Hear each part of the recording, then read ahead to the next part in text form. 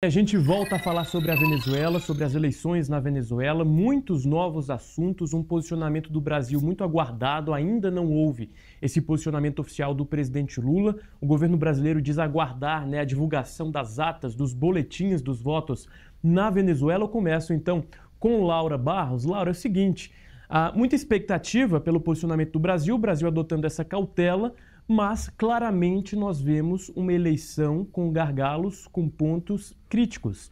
Queria que você trouxesse sua visão e sua análise. Perfeito, Murilo. Bom, eu acho que o mundo está esperando aí, está com essa demanda por transparência. Todo mundo percebeu que existe realmente vários questionamentos com relação à legitimidade dessas eleições. Ainda é cedo para a gente afirmar que tem algum tipo efetivo de manipulação, que tenha tido alguma fraude, mas objetivamente todos os indicadores pré-eleições que a gente tem levariam a uma possível manipulação, a uma possível fraude.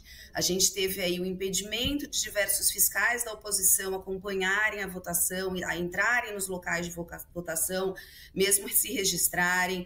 A gente tem questionamentos com relação a muitas pessoas não conseguiram votar simplesmente, pessoas que estão morando em outros países ou mesmo dentro da Venezuela. A gente tem aí, existem levantamentos que chegariam aí a 25% das pessoas que teriam sido impedidas de votar. Isso aí já coloca também uma hora muito ruim com relação à legitimidade dessas eleições.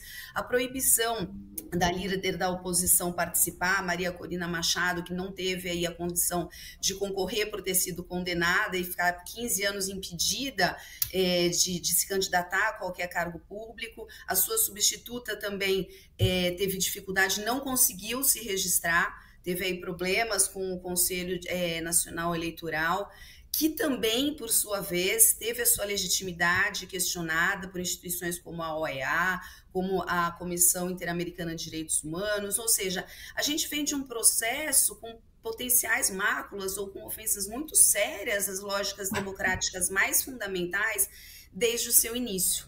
Isso eu acho que, na verdade, retrata também, é parte de um movimento que não é exclusivo da Venezuela, infelizmente. Eu até queria trazer, que eu acho bastante interessante, uma pesquisa feita pelo Instituto Latino Barômetro, que tem sede no Chile. No ano passado, essa pesquisa é de 2023, e traz aí alguns dados bastante preocupantes. Por exemplo, considerados todos os países da América Latina, 48% das pessoas apenas apoiam a democracia. Ou seja, as pessoas estão passando a admitir regimes autoritários, desde que esses regimes sejam capazes de superar os seus problemas econômicos, os seus problemas políticos, os seus problemas de segurança.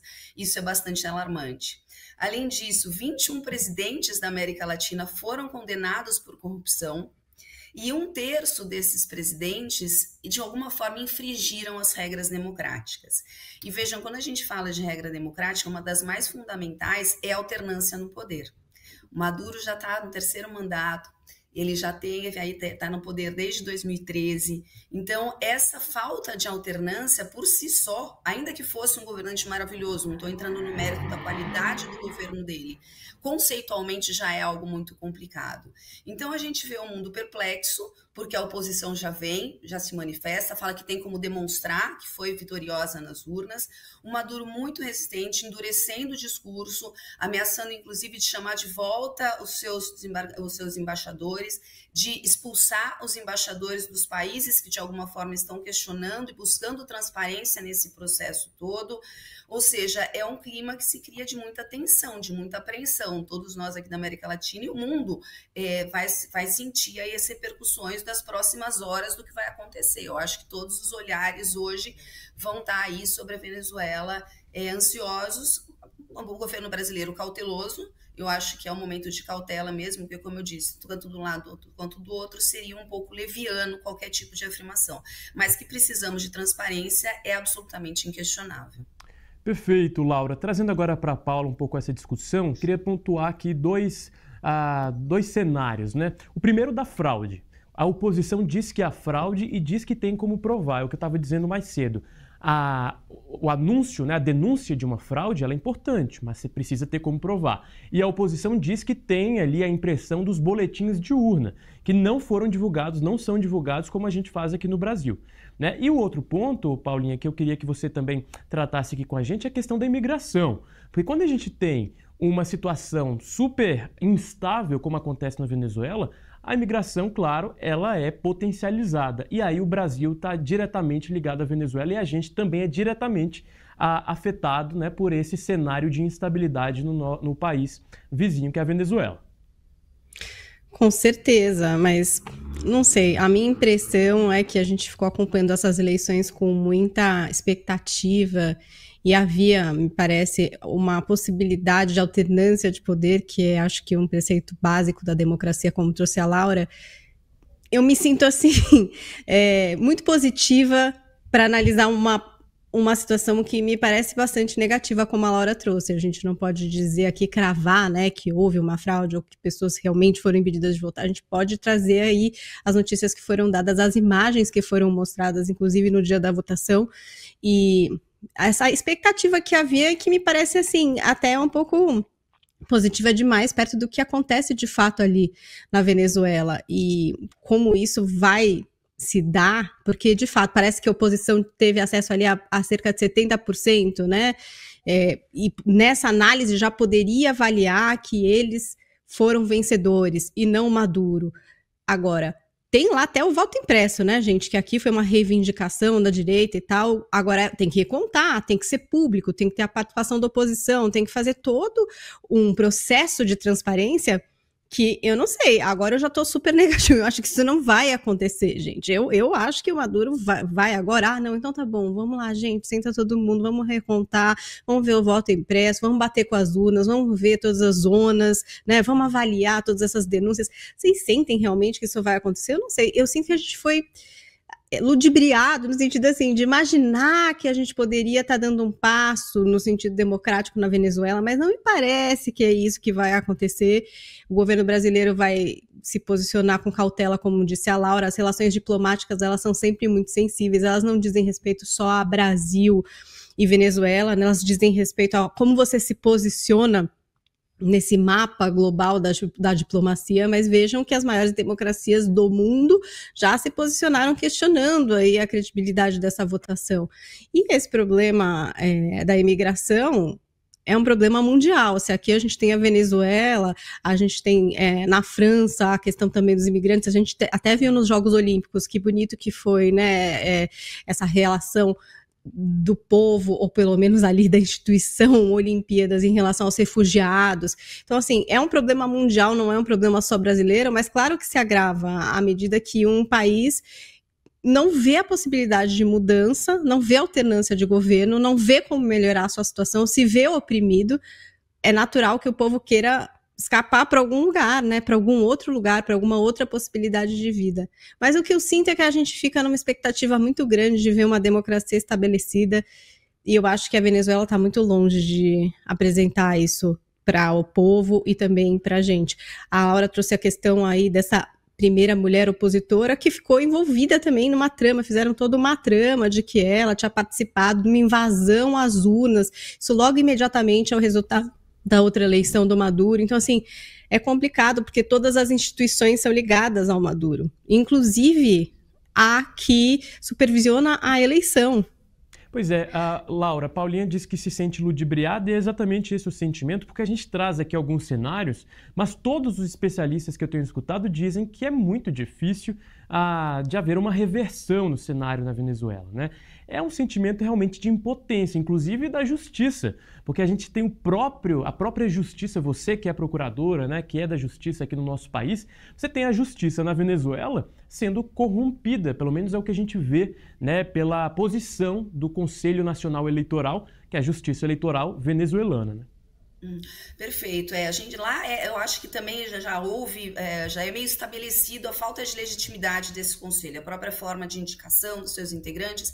Existe uma evidente captura do judiciário e das instituições em geral, que normalmente é a estratégia que essas pessoas que têm essas tendências mais autoritárias adotam.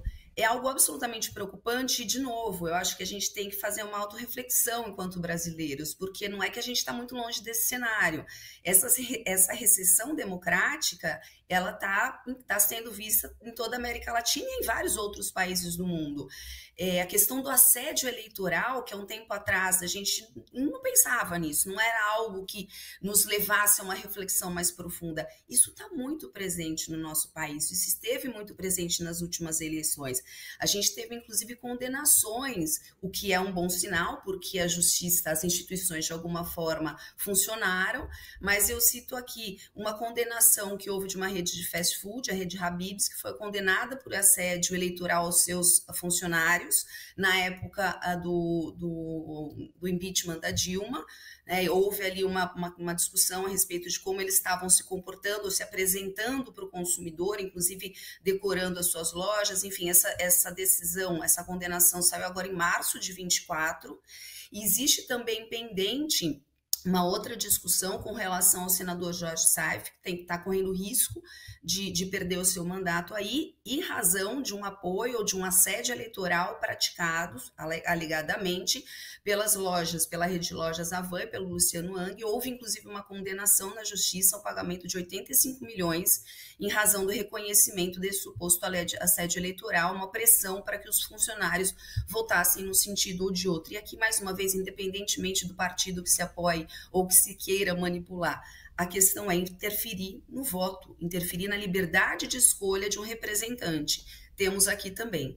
É uma questão muito preocupante, é uma questão que tem que estar na ordem do dia, não só quando a gente tem uma questão mais escandalosa e mais evidente como está sendo essa da Venezuela, mas talvez a gente possa tirar algum proveito dessa situação, trazer a discussão, refletir, colocar para a sociedade, conscientizar as pessoas dos riscos que estamos correndo em termos de retrocesso democrático. É uma preocupação para toda a região, exatamente isso que Laura Barros traz. Meninas, eu queria mudar um pouquinho a rota do nosso debate agora, porque tem um outro assunto que chega para a gente também, são imagens impressionantes, impactantes, que a gente mostra agora para quem nos acompanha, que é aquele acidente que foi reportado ontem, durante o dia, exaustivamente, né? São imagens fortes que a gente mostra agora. Pessoal, a imagem de um acidente grave envolvendo um carro de luxo que resultou em morte na capital paulista. O motorista desse carro que você vê na sua tela, ele passa em alta velocidade, perseguindo um motoboy até atingi-lo. O jovem não resistiu aos ferimentos, o motoboy morreu. Veja que o carro até muda de faixa, né? Ele vai ali na direção da moto intencionalmente. Esse acidente aconteceu na madrugada de ontem, na Avenida Interlagos, na zona sul de São Paulo. A gente preparou uma rápida reportagem mostrando como foi esse episódio, como foi esse acidente, e logo depois da reportagem, então, Paula Carvalho, Laura Barros, a gente repercute esse trágico fato que vem da cidade de São Paulo. Vamos ver. A indignação do homem que gravou este vídeo instantes depois da batida define tudo. Você matou o carro por causa do retrovisor do seu carro? Não, ele que me fechou, mano. Ele tava vindo atrás de mim. Nós tava atrás de você, meu parceiro. Você matou o cara. Repare que o motorista do Porsche, Igor Ferreira Salceda, de 27 anos, nem se preocupa em olhar o motoboy Pedro Caíque Ventura Figueiredo, de 19 anos, que tinha acabado de atropelar. De brincadeira, que é um retrovisor, malandro. Pedro, que era casado e tinha um filho de 3 anos, chegou a ser socorrido, mas morreu no hospital. A família diz que o motoboy e o motorista do Porsche discutiram. Pedro teria quebrado um retrovisor do carro e passou a ser perseguido. Câmeras de segurança gravaram o Porsche em alta velocidade atrás da moto, na zona sul da capital paulista. Outra imagem mostra o momento em que o Porsche atinge em cheio a moto de Pedro. O carro chega a trocar de faixa antes da batida.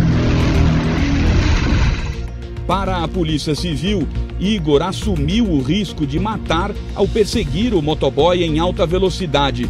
Ele foi preso e indiciado por homicídio com dolo eventual. Nós acreditamos, isso que nos convenceu, que ele teve um momento de fúria e perseguiu um motociclista, acabando por atropelá-lo. Às vezes você pode controlar a raiva, tem pessoas que não conseguem controlar a raiva e ela se torna uma fúria. O que também chama a atenção é o prontuário da carteira de habilitação do motorista do Porsche. Ele levou 88 multas entre 2019 e 2023. As últimas foram por excesso de velocidade e por transitar na faixa de ônibus. Apesar das imagens, Igor disse que estava entre 60 e 70 km por hora no momento da batida e que chegou a buzinar para que o motoboy parasse. Ele estava saindo do trabalho junto com a sua mulher, ele não ingeriu bebida alcoólica, não ingeriu entorpecentes, né, e aconteceu um acidente de trânsito em que houve uma vítima. Matou o moleque por nada, seu lixo! O pai de Pedro perdeu a cabeça na delegacia. Depois falou com os jornalistas. Por que ele não parou do lado? Tentou conversar, tentou fazer alguma coisa, anotou a placa, corresse atrás. Um retrovisor paga uma vida. Até quando a gente vai ficar vendo essas tragédias de trânsito por carro de luxo que não tem consequência nenhuma? É uma sequência de absurdos, né, que a gente vê na reportagem, uma atrás da outra. Primeiro essa perseguição por conta de um retrovisor, depois a sequência de multas, mais de 80 multas de trânsito, e um dono de um carro de luxo. Mais um caso de um dono de carro de luxo, a outra vez um jovem embriagado, desta vez uma revanche ali com o motoboy que chutou o retrovisor. Realmente bastante absurdo, né, Paulinha? As imagens acho que falam por si, ainda bem que elas existem, né? Porque parece que foi por causa delas que ele acabou preso em flagrante. Porque as versões, elas sempre são versões, né? Vê a versão que conta o advogado, a versão que conta a testemunha, né? Essa testemunha, inclusive, deu entrevista para a imprensa e diz que acompanhou tudo, desde a história do retrovisor, até a perseguição, até o momento da batida. É quem faz o vídeo também, né? E diz ali, você matou esse menino por causa de um retrovisor e não sei o quê. Que já não é a versão dos advogados de defesa agora, que, enfim, trazem aí uma outra história de um acidente de trânsito, que o motoboy teria fechado o carro e por isso teria acontecido. Mas é absolutamente chocante essa questão da discrepância social mesmo, é o motoboy e o carro de luxo. O carro de luxo você imagina que é o quê? É o cara que tem estudo, é o cara que tem dinheiro e é o cara que bota tudo a perder e bota a vida dos outros em risco, mata alguém por causa de um retrovisor. Não faz sentido, né? Se a gente for avaliar, não faz sentido. E um dia de fúria, o delegado diz aí, não, tem pessoas que conseguem controlar a raiva, mas tem pessoas que se transformam em fúria. Gente, e aí mata uma pessoa no trânsito, né? Eu acho que a nossa educação para o trânsito está muito deslocada. Essa indústria das multas, eu não vejo que está dando resultado. Você vê que quem tem dinheiro para pagar a multa não está nem aí, gente. Está matando gente no trânsito por causa de raiva, porque saiu bêbado. Então, assim, a educação, ela, claro que eu acho que as multas são válidas como forma de educar também, mas não é só isso, né? Você vê que quem tem dinheiro para pagar a multa, quem tem dinheiro para pagar o bom advogado e a sua versão, continua agindo de forma completamente deslocada, como se não houvesse lei, como se não houvesse fiscalização, continua agindo da mesma forma por ter o dinheiro e passar tranquilo por essas situações. Ah, é um problema, fica lá, vai na delegacia, ficou preso agora em flagrante, ainda bem que tinha câmera, senão já não ia ficar. Exato. Porque já ia ter dado socorro à vítima, já ia contar a sua versão, já ia ser um pouco mais complicado. Acho que a gente está falhando muito nessa educação para o trânsito, de enxergar o que é a sociedade, a comunidade, o carro, a moto, a vida das pessoas. A gente está falhando muito aí. Laura, você compartilha dessa mesma visão de Paulinha? Completamente. Realmente, assim, é muito triste ver essa banalização da vida que a gente está vendo, né? Essa banalização da violência, e aqui em especial no trânsito. Não é um caso isolado, infelizmente. Teve até um caso parecido em Belo Horizonte no final do ano passado, em que o velocímetro do veículo ficou travado em 250 km por hora, como se fosse razoável alguém transitar 250 km por hora numa via urbana, né? Absolutamente incompatível com qualquer lógica de racionalidade que se tenha.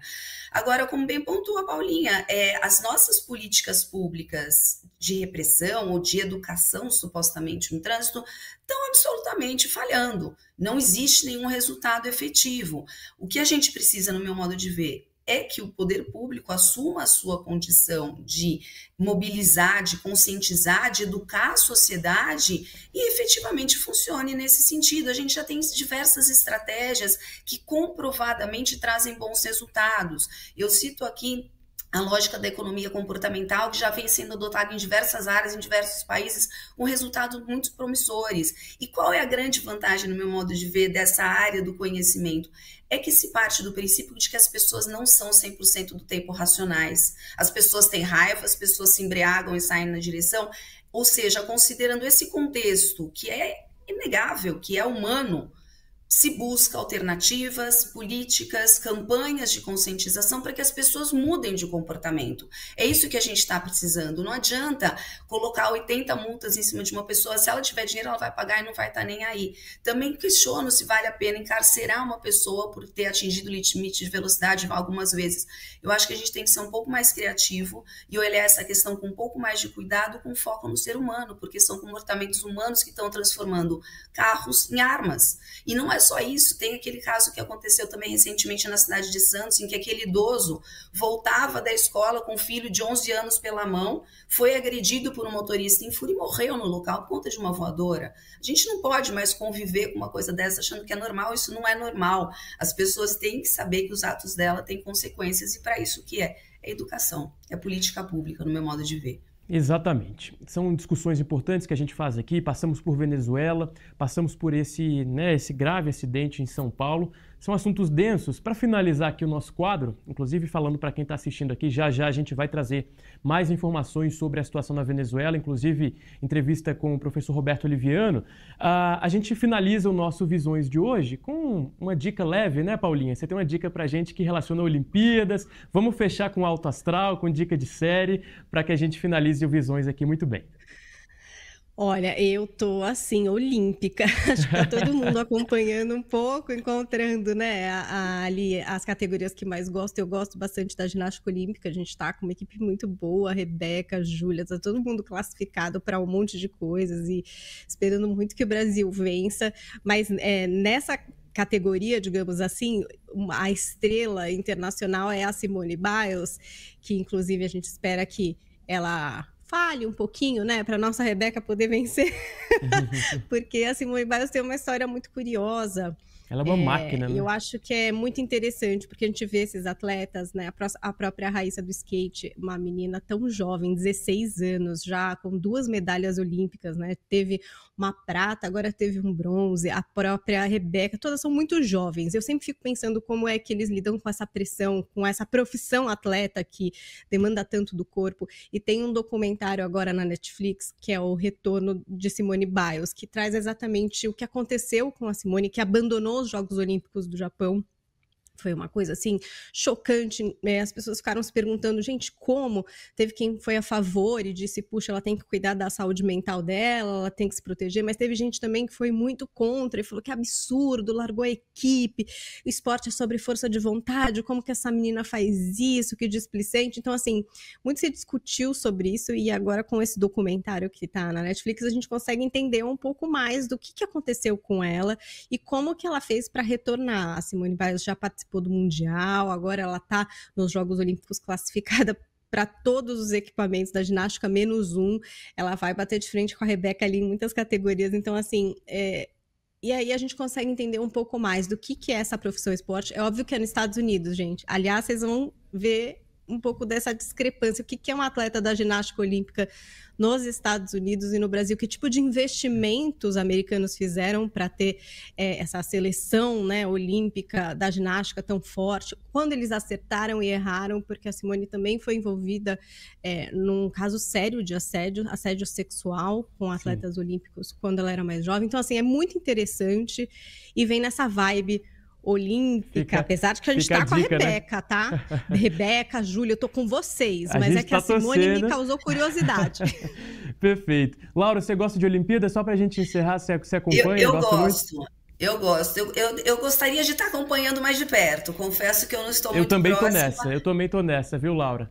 Mas eu já fiquei muito feliz que foi a primeira Olimpíada que a gente teve aí uma paridade de gênero dos atletas. Eu achei que isso é um fator a se comemorar, homens e mulheres aí da mesma forma representando as diversas delegações. E também fiquei muito feliz com a inserção do break